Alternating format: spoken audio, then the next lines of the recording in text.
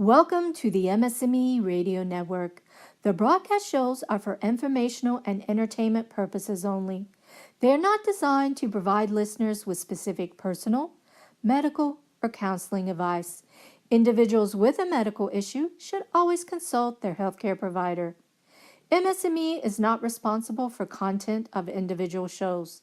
The views expressed by show hosts or their guests are their own. Enjoy the show.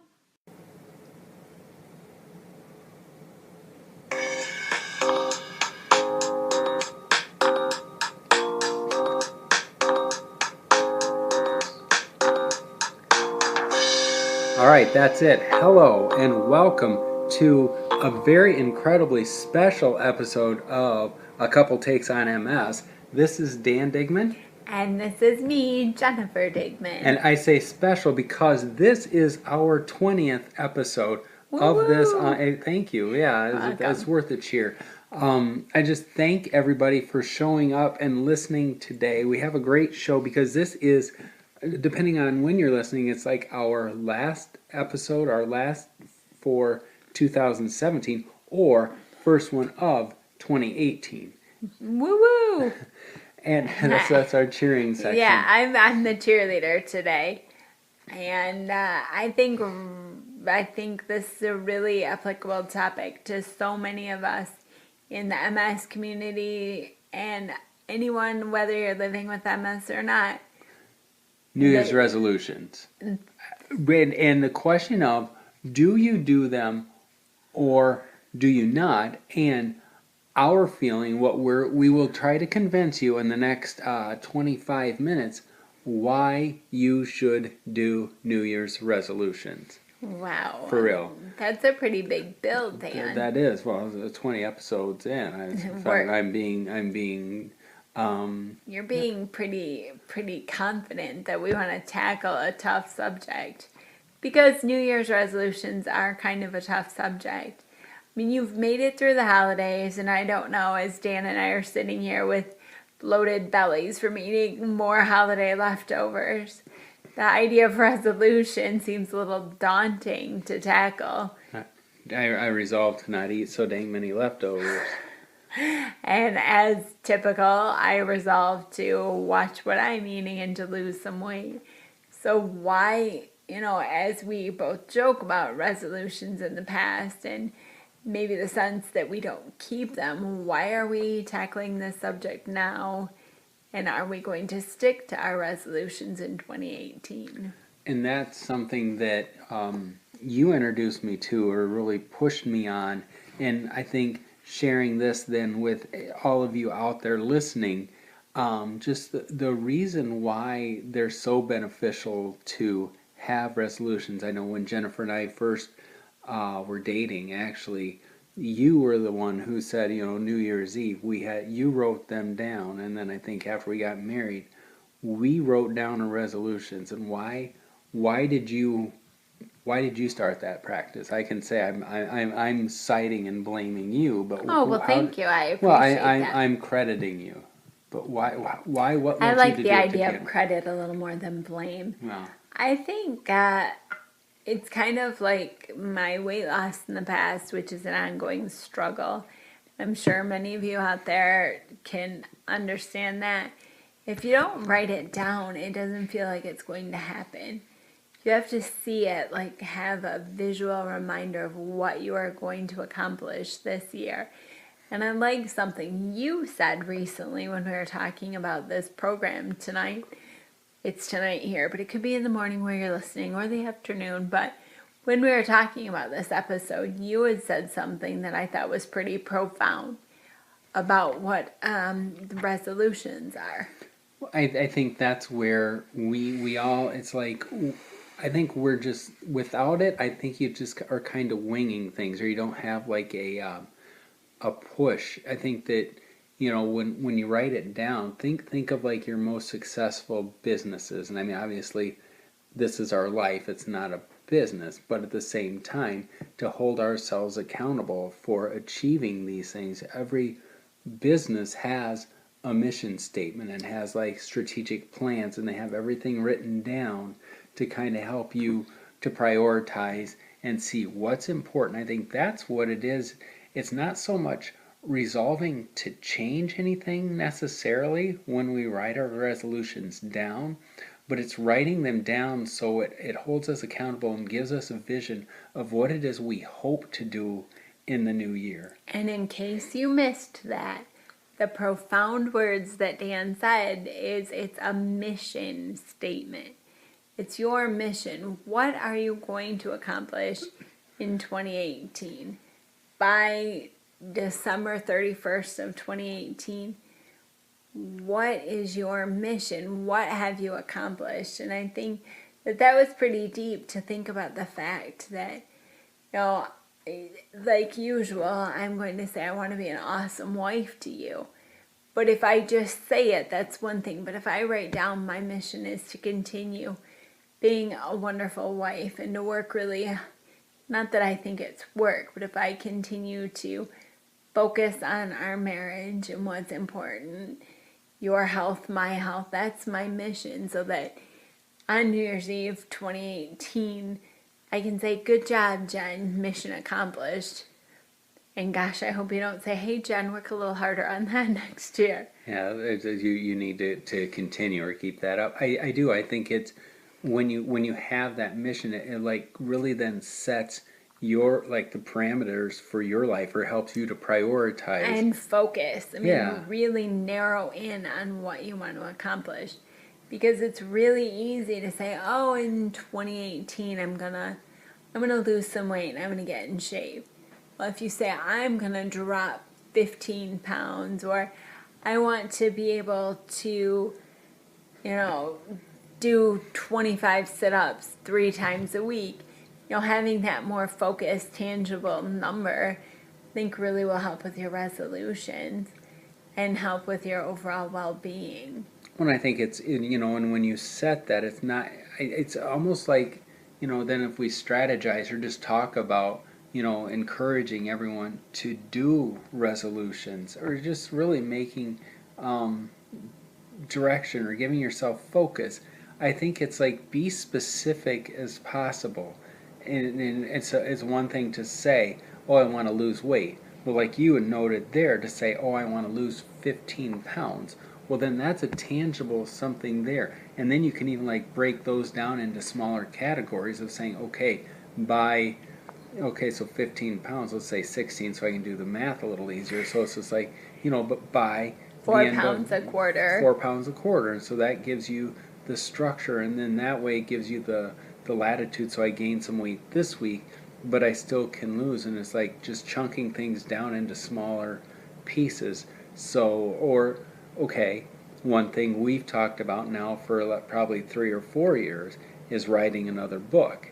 And it's one thing, so if we say, so I can say, okay, by the end of 2018, we will have another book published. Well, it's not enough to just say to publish a book. Then it's like, okay, we'll strategize and break things down to say, okay, by the end of March, we need to have an outline and all these things, but you have that mission statement to say, okay, by the end of the year, I want to do this. Well, then that gives you the chance then to look and say, okay, what do I need to do to make that happen? And it's interesting, you used the word tangible a few minutes ago.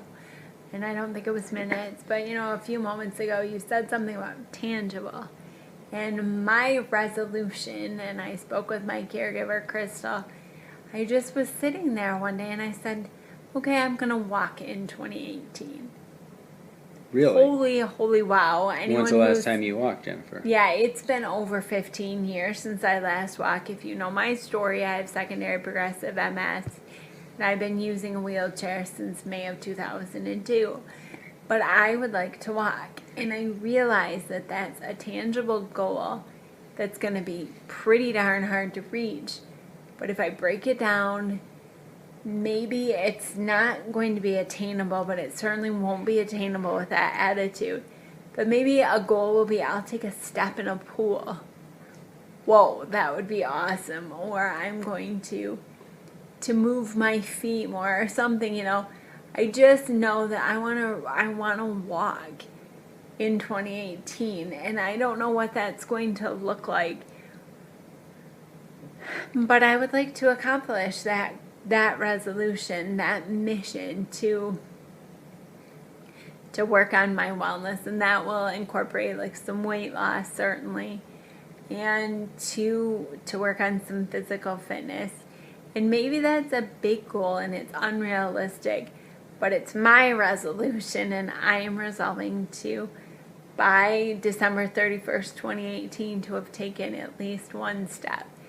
And whatever that looks like, and it could be ugly, but I'm sure I'll let you know because I like to tell my story. That's something I am going to resolve to do. And I guess that is another thing, is I'm telling you all, not just my husband, what my resolution is. I have more resolutions. Should I share them with you listeners? But probably not, because the show's only half an hour and there's just not enough time for that. But should I share them with you, Dan, my husband, or do I keep my resolutions to myself? And that's a good question. I think that's where there's pros and cons to both ways you do it, because by putting it out there, all of a sudden it holds you accountable, because other people know about it, and then other people can engage in the conversation and say, "Oh, hey Jennifer, how's this coming? How is that Right. going?" And maybe some of the things you just want to tackle on your own. And I think that's the big thing. I know that's what we've done in the past. And I say in the past because it's probably been a couple years, so it's like do as we say, not as we've done in the last couple years. But we would do our resolution or resolutions going into New Year's Eve, and then New Year's Day we would read to each other what it is we're resolving to do in the upcoming year. And not only that, then we would have, like, every couple times throughout the year, then we would go back and we would revisit them to say, okay, how are we doing? What are we doing? And I think that's important too, is not only to put that out there at the beginning of the year, but go back to them throughout the year just to say, okay, well, how am I doing? Or what new goals, what new things have I put out there? And I think that's the one thing too, like in talking about the business and the mission statement and everything, they always go back and revisit and say, how are we doing? And that just keeps things on track. And likewise, another thing, yes, you need to revisit your resolutions, but in 2018, both Dan and I need to remember that the windshield is bigger than the rear view mirror. So if you look back, Dan, and say, we didn't do some of our resolutions, yeah, you can look back and say, oh, we were so bad. But look forward, look out that windshield and see yourself accomplishing your resolutions. I see myself taking that step. I see me dropping those nagging 25 pounds that I would like to lose. I see you, running again, or at least walking. So it's just like you've got to look for a brighter, bigger picture than that little tiny rear view mirror of what you didn't do. So don't beat yourself up, move forward. And I think that's a big push is with your mission statement, is to go forward. Because going backwards, you get nowhere.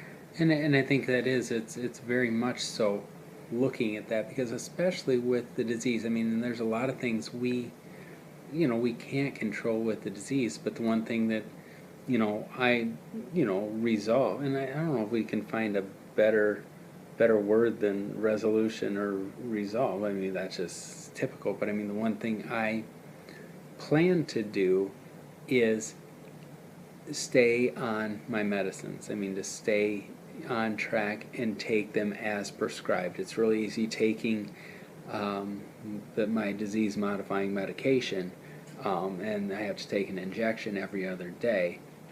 Don't always stay on track with that, or it's like you get lazy or something. But boy, wouldn't that be great if come like the middle of February I'll be there and it's like I've not missed. It's almost like eating better or whatever. You just Right. like you can say like, okay, then I know for a fact that it's been a month and a half and I've never missed my shot as scheduled. And that's really important. Well, then it becomes more like a habit rather than something you have to do. It's just something. I think that's when I used to run. I mean, it was never a question. I got home from work and it's just like boom, love you, dear, give you a kiss, change my clothes, and I'm out the door, running because I need to get that done. That's just what I Right. did. And that's something, it's what you did, but if you want to get back to running, how do you start? And that was the walking, and in like looking forward, you'll start walking again. But with your shot, and this is where, if you could see me air quote right now, you would see air quote insert product placement here. But Mango Health, it's an app on your smartphone. You can go to Mango Health and search for it. It's an app that that will monitor your medicine, not drug, because that sounds seedy, but your medication, to make sure that you're being vigilant and taking your medicine when you're supposed to, taking your disease modifying drugs. And it will remind you, and then it will even congratulate you. If I take my baclofen and my ditropan, I'll get like a high five, you had a perfect day yesterday. And again, those were product placements, and I'm not advising them or anything, because that's for each individual person and their doctor to figure out. But the Mango Health app on the phone really helps me stay on target, stay on course with my medicine. And babe, that could help you with your injectable medication. Seems so simple, but It does, and it's not ignoring it. I think because I do have the Mango Health, and there, when it starts playing the music at night when I'm supposed to take my shot, it's make it so you don't. It's just like take the agency and take control, and I think that's the big thing is what we can do. It's not so much letting something else tell you what to do. It's like this is helping me stay in control and make absolutely this in happen. control of a pretty darn uncontrollable disease and unpredictable disease, and anything you can do to help the disease have less control over you is a good thing. And I think that's why we keep going back with our resolutions and our mission statement to wellness. And I know that the National MS Society has a big push for wellness, whether it be through diet or exercise or more sleep. And for me, I think a number of my resolutions or my missions this year will be to increase the wellness that, that I so desperately need to. I'm getting older, had the disease a long time, and it doesn't make it get any less active. Just you have to stay on top of it. And I think that with the resolutions, I'm speaking good English, but I think any attempt that I can make to take care of my wellness is a super productive resolution. Well, and you'd made that point earlier about you say okay, one thing you want to do this year, you want to take a step. Absolutely. And as you were describing that, it was interesting just how then you pointed out everything that plays into that, because you talked about the wellness, you talked about eating better, Yes. losing the weight and all of that, just how everything's interconnected. And I think then by having things written down, it's not just eating better. It's like Right. I'm eating better so that I can do this. It's like one thing leading to the other. Well, and I said something about getting in a pool and taking a step in a pool. Well, y'all out there with multiple sclerosis, the reality of a pool being water where you're immersed. And if you have any sort of bladder difficulties, which seem to go hand in hand in my MS world, you have to manage that, and you have to make sure that you don't have any sort of urinary tract infection, that you're on medication if you need to be to help you with your bladder function. So if I'm going to take a step, even if it is in a pool, I have to make sure that piece of my wellness is like totally filled in, that my my urinary health, and that is under control and in good working order. So it is, like you said, everything is interconnected. And that's why it's important to break down what your resolutions are, and if you're making them, how are you going to achieve them? It's pretty easy to say I'm going to be an awesome wife to you, but I mean, do I know what that, I'm going to have to think about what's going to make me a better wife to you, what's going to help you. And yeah, that's an easy one. But I would like to walk, and I'm sure there's a lot more things as the next couple or the next few days.